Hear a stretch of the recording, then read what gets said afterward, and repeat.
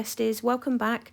Today we're going to cover this 6-inch cake that was about 5 inches to 6 inches tall in black buttercream. We're going to get into this in a minute, so before we do, like and subscribe. As always, that helps my little channel grow and means that I can put out more videos. The video for the cake hearts, so the red ones on there, that is separate and it is already up on my channel. If you want to know my buttercream recipe or how I make my buttercream, that video is also up on my channel. I'll link them in the descriptions for you as well, just so you can get to them really easily. But the one for the love hearts is directly underneath this one. It was the last one I did. This is a black buttercream. The secret to achieving black buttercream for me is starting with a chocolate buttercream, especially a dark cocoa chocolate buttercream. So that way you're only adding a small amount of black food colour into it to get the black. Okay, and always let that colour develop because it will. You're going to see it's grey in the video, but at the end it will be black.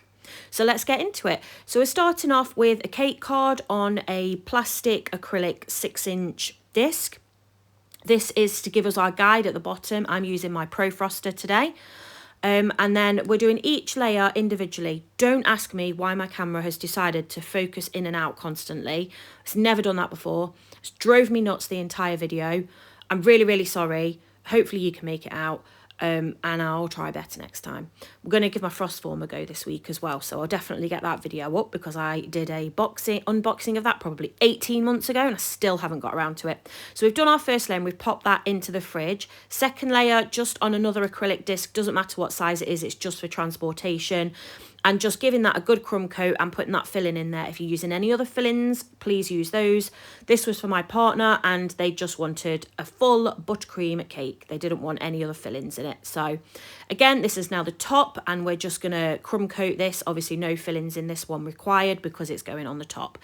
Doesn't matter that it's a little bit uneven on the sides, etc. It's all going to level out when we use our Pro Froster, so it really doesn't matter. Okay, so once we pop those in the fridge for a little bit and they have firmed up to the touch, so they will dent a little bit if you touch them too hard, but they've crusted over. That's the perfect part, which we're then going to start stacking them in a minute. Okay, but make sure you don't rush it. So we've got our bottom layer here. You can see the acrylic disc at the bottom there, just about when the camera decides to focus. Using our spatula, we're just popping that onto the middle and then the top one onto the top. I'm so sorry about the focusing. I don't know what's wrong with my camera. Okay, and then we're lining up our Pro Froster on the side here. I've got the pink one. You can get them in a couple of different colours. Okay, and then we're just going to spin it around to make sure that it's not catching on any of the edges and that we've got an even, I mean, you'd be able to see it if the camera would focus. We've got an even edge all the way around so that nothing's poking out, nothing's going to get scraped, but there's not also a huge amount of buttercream on one side and not so much on the other. The same applies if you're using ganache as well. I quite often use ganache. I prefer ganache, but my partner requested buttercream this time, so that's what they got. Okay, I always like to start top down. Some people start bottom up. I like to get that top really square first. So we're just doing the top, going around, putting on a really thick layer of buttercream, making sure there's not too much, if any, air in our buttercream. If you use my video, you'll see we make sure that we get all of the air out of the buttercream so that it's nice and smooth. Okay, and like I said to you at the beginning of the video, the buttercream currently looks grey. I have not added any more colour. I've not airbrushed it. I've not airbrushed it, anything like that. The colour does develop. You've got to trust the process. I make mine the night before usually, but I did make it on the day today and that's why it's not already black. Usually it would have been black because I would have made it the night before.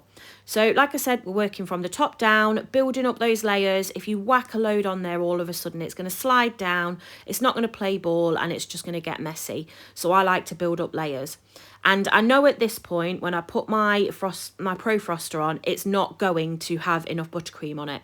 But I want to see how far off I am, where I've got those gaps where I need to put some more in. I knew the bottom wasn't going to be ready yet. As you can see that there's quite a large amount around the bottom that's still needed. That's fine. I knew that.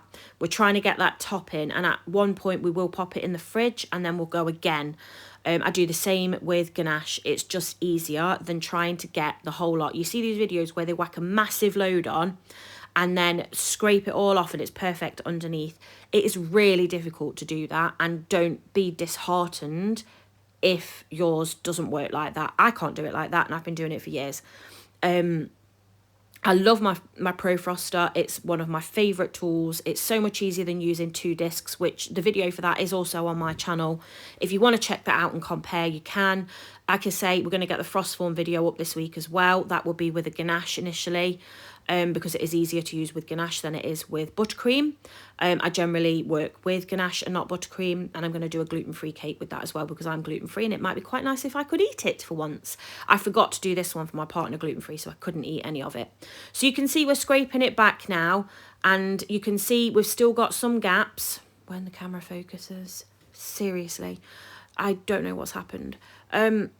Yeah, you can still see that we've got some gaps, but again, we're just going around.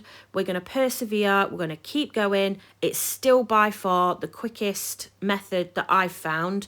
I did try my frost form last week, but I didn't have time to film it. That was my first time trying it, and it did take me a lot longer. Kept going. I could have done this twice as fast if I'd have just used my Pro Froster, but I guess it's what you get used to as well.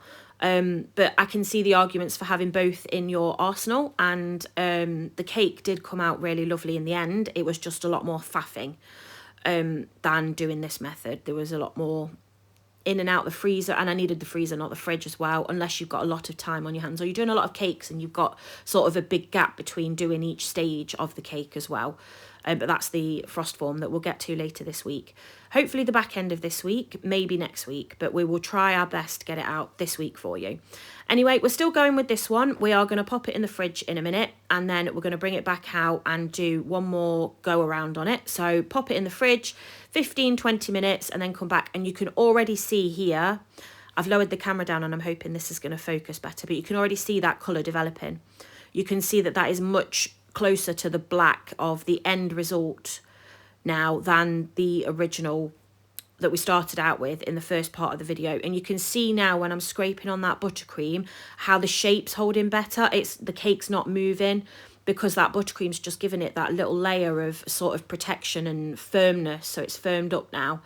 And so it's not moving around, and we're going to get less gaps because the cake's not going to move when we're using that Pro Froster around the edge, so we're not ending up with a gap on one side where we've pushed against it. Again, that's what the disc's for on the bottom. Some people don't use a disc on the bottom. I find the guide very useful. The only tricky part is taking it off, which is a special skill all in itself. However, if you make sure that your cake is fully set before you do it, you'll be absolutely fine. I tend to take another acrylic disc larger than the cake. I pop a little bit of cling film, for my American friends that's saran wrap, over the top of it, and then I pop it on the top of the cake, cling film side down. I flip the cake. This sounds really scary, but I've actually done it with a double height 12-inch before. It was absolutely fine. Once you get used to it, you've just got to be really sure of what you're doing.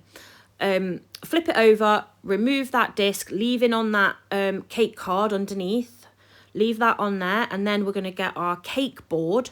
I think there's a video for this on my channel, but you know, I'm so useful that I haven't checked that for you first. If not, there's definitely one on my TikTok, which I'll link in the description for you. I know it's on my TikTok. Yeah, so pop your cake board on. I'm pretty good at getting them almost perfectly in the centre now from upside down. Pop it on with a bit of buttercream or ganache, whatever you're using to secure it in place. Again, then grab it and flip it with the large acrylic that you can see there. And that's it, job done. Honestly, it sounds scarier than it is. And you can see now that colour's developed, that edge is there. We're going to pop this in the fridge for 20-25 minutes just to firm up. Obviously it will differ depending on your fridge and your softness of your buttercream. Okay, so now our cake is set. We're going to do the top again. I'm going in with the black buttercream again, and you can see that colour has really set up now. I'll link the tip down below for you. I can't remember which one it was. It might have been a 1M. I'll link it down below for you. I'll make sure I link my bags that I use for you. I'll link some boards. This is a black board. I chose to go with a black board. It was a birthday cake, but it did come out looking a little bit like an emo Valentine's cake. But I can't say I'm entirely mad about that, if I'm honest. And then I just finished it off with some tiny 1mm gold sprinkles, which I'll also link down below for you. So I've used some popsicle sticks just to balance my larger cake hearts on the top here. And then I'm just using a bit of buttercream to affix them to the side. That's all it takes. They're not heavy. And then the end result, I think, came out really, really nicely. Like I say, more of an emo Valentine's cake than a birthday cake, but I liked it. My partner liked it. You could see the popsicle sticks when I spun it around there. They're literally just inserted in with a tiny bit of buttercream on them. Nothing special, no melted chocolate or anything like that. Just a bit of buttercream, and that was plenty enough. And then popping in a little happy birthday just to make sure that we do know that it is a birthday cake and not a Valentine's cake. And there you have it. It's as easy as that. I say easy, but you know, everybody's different. Anyway, check out my channel. Please watch my other videos. Leave me a comment, leave me a like. Please subscribe. It all helps. Check out my TikTok, my Instagram, blah, blah, blah. I'm going to plug nothing else. Have a lovely day. Thanks for watching.